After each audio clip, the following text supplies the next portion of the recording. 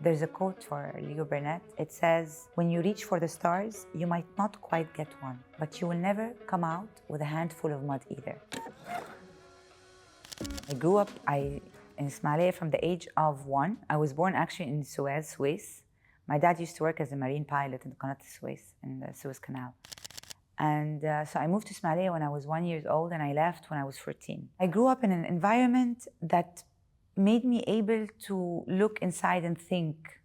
And a person that is used to beautiful things, to seeing beautiful things and living beautiful relationships around. Our neighbor used to be my teacher in school. There was one French school in Ismailia, Saint Vincent de Paul. And literally all our neighbors used to be with us in the school, in our birthdays. And so we also lived in a social community that had proximity and closeness and values not probably there in bigger cities. My dad used to take us with him on the ship. This is my grandmother. My grandmother is French. My mom is half French and her dad is Egyptian Albanian. My mom used to be an excellent couturière. And for us in the house, we grew up on that. Yani. She always made us look very different, and I loved helping her out and tracing the patterns with her. And to me, that was something that is like air in the house. Since I was really like 3-4 years old, I used to draw. I used to read and draw. I remember my grandmother used to get these drawings and put them in fabric, and she would give me a needle and thread, and I would draw with the needle and thread. My dad actually stopped working for the Suez Canal when I was 8. We moved because his life was there, and eventually we would go to university here and continue our lives in Cairo. Coming back to AUC had very super mixed feelings since I entered. First, it's a new campus, but it still has the character of some of the visual things that the old campus had. But then I'm going to the admin office.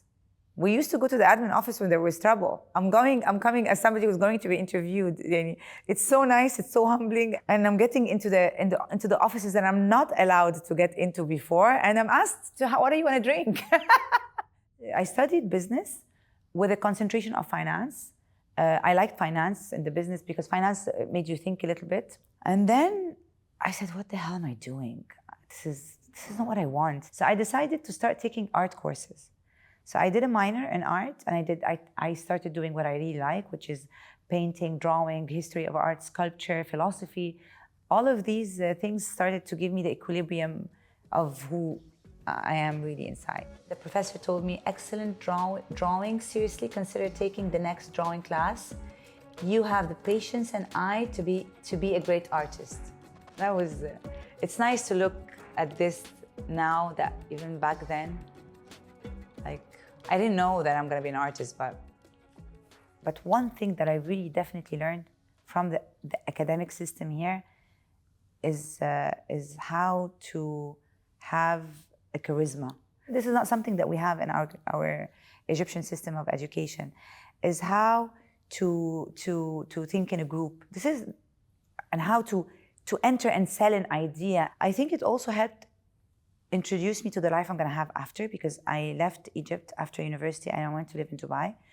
And being in AUC and dealing with a lot of nationalities and a lot of faith, a lot of nationalities, a lot of cultures. It just took me from the very local society that I used to live in, and it prepared me for the bigger world to be a more understanding and accommodating and inclusive person. The subjects that are so different, scientific thinking, philosophical thinking, you always have to take courses.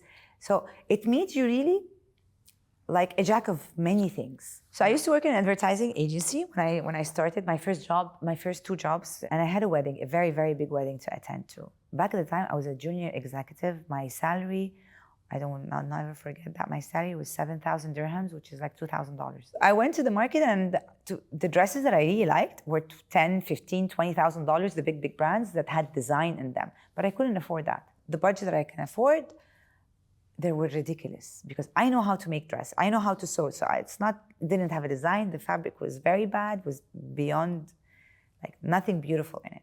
So I decided to go down to the market, to the fabric shop, buy fabric and make myself a dress. So I made myself a dress, and it was the talk of the wedding, literally. So that's the dress that got me into fashion. This is the first dress I did with my own hands and went to the big wedding too. Oh, you know what? I'm no longer an employee. Nobody's gonna control my life anymore. I'm gonna go back to Egypt and I'm gonna make a collection. I'm gonna sell the collection all over the world. And I did that. And I sold out.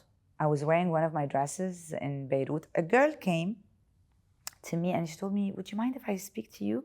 I love your dress. Where'd you get it from? I looked at her, I said, it's mine, I made it. She said, are you a designer? So this is the time where I was like, I really stopped. I was, yeah. I looked at myself as a business person. I said, it's lovely. Listen, I'm the assistant producer of a reality TV show of Elise Saab's for young Arab designers. Would you like to participate? And I discovered at that show that I was actually a fashion designer. I did not know. I discovered that I know how to do this and I have something to say. To tell you the truth, it's so humbling. Like, it's not everything really is how you plan it. I didn't plan this. I did work hard. Yes, I worked hard. Do I have something to say? Yes, I have something to say. But there's an invisible hand that opens doors and closes doors and puts you here and takes you out of there. And we're going to make just small cat eyes this way for the next fitting to try it on. My French grandmother used to tell me about hand making, el trousseau, her trousseau when she got married. She would get out her clothes, the taffeta skirts. She would teach me about the silk and I would look. It used to fascinate me how, when I looked inside, the couture dresses are made in an impeccable way. They're all handmade. So this is why I got definitely drawn to couture, because of the perfection and the fine materials that are entails and the beauty of these materials. When I started, my profession was always couture. But then there was one point when I got married and I was pregnant.